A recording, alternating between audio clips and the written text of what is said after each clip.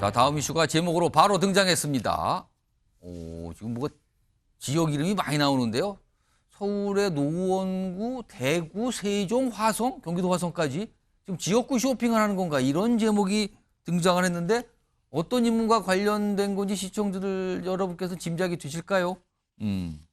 다음 목소리 보시면 바로 압니다. 화면 보시죠.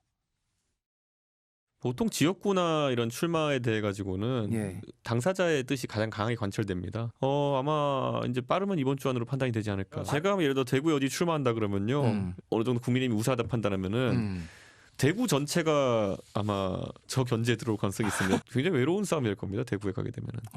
예, 그게 이제 문제인 거죠. 동탄 같은 경우에는 화성시 정과 화성시 을로 지역구가 분구가 되게 되면은 검토를 할 수 있습니다.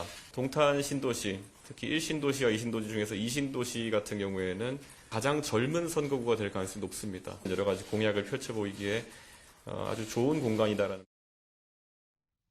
오늘은 화성 쪽 얘기를 좀 하죠. 대구 얘기도 있었는데 앞서서는요 다른 지역 얘기도 꽤 많이 했습니다. 그 목소리 좀 들어보겠습니다.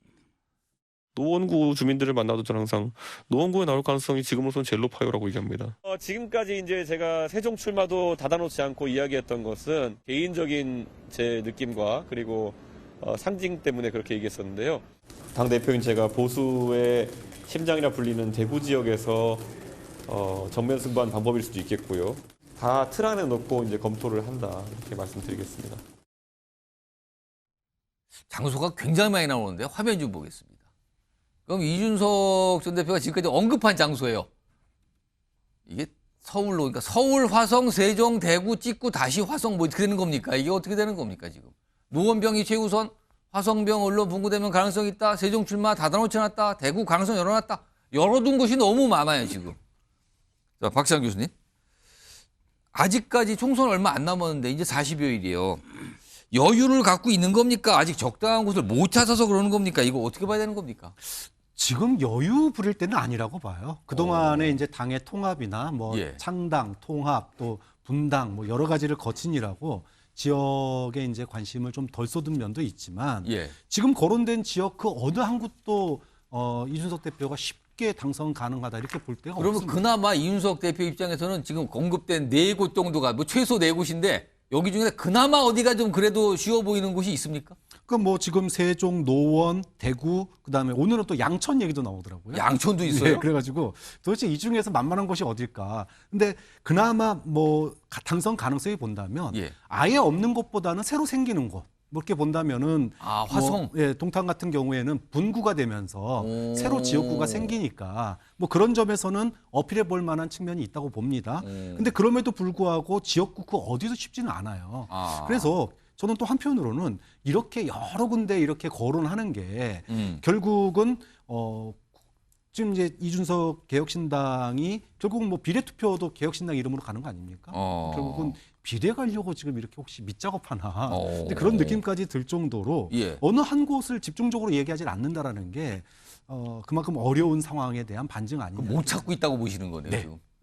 여선홍 행정관, 혹시 지금 방금 하셨는데 혹시 비례로 돌릴 가능성이 있어 보입니까? 그러니까요. 그런 의심들이 점점 이제 좀 나오고 있는 거죠. 의심입니까? 지금 의심하시는 거예요, 지금? 왜냐면은 지금 김종인 뭐 어쨌든 전 비대위원장 데리고 오면서 공천의 정권을 맡겼잖아요. 예. 김종인 뭐 지금 공천관리위원장 같은 경우에는 평소에 이준석 대표가 무조건 이번에 배지를 못 달면 어렵다. 정치인 되기 그걸 힘들어진다. 강조했어요. 그걸 많이 이야기를 하셨어요. 예. 그래서 이제 만약에 지역구가 어렵게 된다고 하면은 김종인 뭐 위원장이 전격적으로 비례를 줄 가능성도 뭐 약간 없지 않아 있죠. 근데 오늘 지금 만약에 지역구를 선택한다고 하면은 저는 그나마 가능성이 있는 데가 지역구에서 그 그러니까 국민의힘이든 민주당이든 1대1 구도를 만들 수 있는 데가 가장 뭐 좀 가능성이 높은데 그런다면은 이준석 대표 같은 경우에는 TK밖에 없는 거죠. 대구. 네, 대구. 저는 거기 말고는 수도권에서 민주당 후보도 있는데 3자가 된다. 네, 3자 구도에서 1등할 수 있을까? 뭐 좀 어렵지 않을까 봅니다. 이런 상황에서 오늘 이준석 대표가 어제군요. 김종인 지금 공천관리위원장을 영입하는 거 모셔왔다고 할 수도 있습니다. 그게 이유에 대해 설명을 좀 했어요. 들어보시죠. 저는 김종인 위원장님의 가족 중에 제가 가장 감사하고 싶은 거는 외손자예요. 외손자가 개혁신당이 차려지자마자 당원 가입을 했더라고요. 그 당원의 설득이 큰 것 같았어요. 김종인 위원장께서는 예. 개혁신당이 가는 방향성이 다소 불만이 있으시다 하더라도 결국에는 거기서 이제 좀 마음이 동하신 게 아닐까 저는 추측합니다. 자, 최종 변호인가? 외손자, 손자덕이라고요? 이런 설명이 나왔네요. 뭐 그래서 진짜 뭐 손자덕을 봐서 이 김종인 뭐 위원장이 여기 왔는지 모르겠는데 저는 이렇게 생각합니다. 지금 사실 김종인 위원장은 그 굳이 비유를 하자면은 식당 사장보다는 오히려 요리사에 가까운 분이에요. 그러니까 물건을 사오고 공급하고 재료를 가져오고 이러는 분보다는 주어진 재료와 여러 가지 그 좋은 그 물건들을 갖고 뚝딱뚝딱 요리를 잘 만들어내는 그런 요리사를 잘하는 분이에요. 오히려 식당 주인의 형태가 아닌 거죠. 그러면 그래서 저는 제가 여기서 주목하는 거는 지금 굉장히 제한적 상황에서 과거에는 민주당, 국민의힘 이런 거대 정당에서 많은 재원들을 갖고 정말 요소요소에 누구 불출마시키고 하는 이런 말하자면 마법의 손을 부렸지만 예. 지금은 재료 자체가 없어요. 재료가 없다, 재료가 아예. 없어. 재료가 없으니까 이 제한된 상황에서 얼만큼 본인의 요리 실력을 발휘할지 모르겠는데 저는 그래서 그 김종인 대표가 혹시라도 이준석 대표를 비례로 생각할 수는 있는데 지금 워낙 재료가 없기 때문에 이 카드를 지역 카드로 써야 돼요. 그래서 저는 대구 출마할 생각했는데 저는 이렇게 보여요.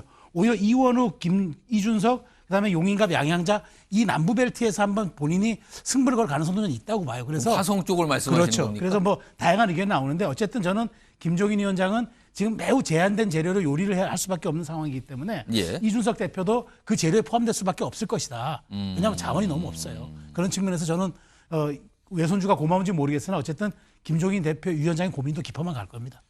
이건 비례로 갈 여유가 있는 게 아니다. 지역구 가서 뭐라도 해야 되는 상황 아니냐. 지금 이 말씀이네요. 지금 뭐 여러 정당들 얘기를 해보는데요. 여당 관련 주제도 다음에 좀 잡혀 있습니다. 내용 좀 보겠습니다.